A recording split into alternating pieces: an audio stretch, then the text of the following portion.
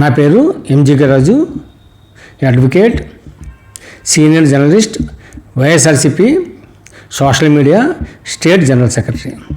ఈరోజు మనం ఈ వీడియోలో వైఎస్ఆర్సీపీ కార్యకర్తలకి పార్టీకి మధ్య ఎందుకు దూరం పెరిగిపోయింది, ఆ దూరం తగ్గించడానికి జగన్ గారు దిద్దుబాటు చర్యలు ఏం చేశారు అనేదాన్ని మనం ఈ వీడియోలో తెలుసుకుందాం. వైఎస్ఆర్సీపీ పార్టీలో కార్యకర్తలే ముఖ్యమని ప్రతి వేదిక మీద కూడా ఊకదుంపుడు ఉపన్యాసాలు ఇవ్వటం జరిగింది. కానీ వాస్తవంలో అలా లేదు. గ్రామస్థాయిలో ఎవరైతే పార్టీ జెండాని భుజాన్ని మోసారో ఆ సామాన్య కార్యకర్తకు గౌరవం లభించలేదు. దాంతో వాళ్ళు చాలా బాధపడి ఆవేదన వ్యక్తం చేశారు. అయినా సరే జగన్ గారి మీద ఉన్న అభిమానంతో పార్టీని అంటిపెట్టుకుని ఉన్నారు.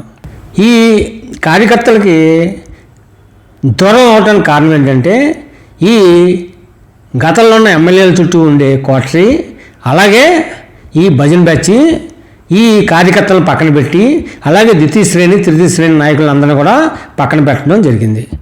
దీంతో ఈ ద్వితీయ తృతీయ శ్రేణి కార్యకర్తలని అణచివేయబట్టడం జరిగింది. దాంతో అసంతృప్తితో ఎన్నికల్లో వాళ్ళు పార్టీకి సరిగ్గా పనిచేయటం జరిగింది. ఎన్నికలోని మనం ఓటమి చెందాం.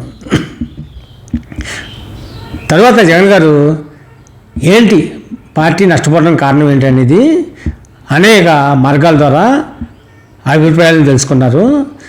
ఆయన దృష్టిలోకి ఏదైనా పార్టీ పదవి ఇవ్వాలన్నా, అలాగే ఈ పనులు ఇవ్వాలన్నా ఈ ఎమ్మెల్యేల చుట్టూరు ఉన్న కోటరీ పెత్తనం చేయడం వలన ఈ పార్టీకి నాయకులకు మధ్యన దూరం పెరిగిపోయిందనేది ఆయన తెలుసుకున్నారు.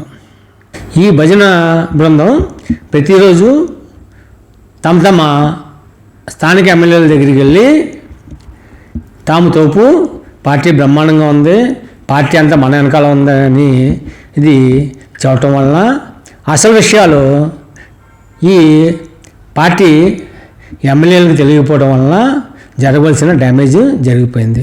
ఎన్నికలు వచ్చినాయి, మన పార్టీ ఓడిపోవటం జరిగింది.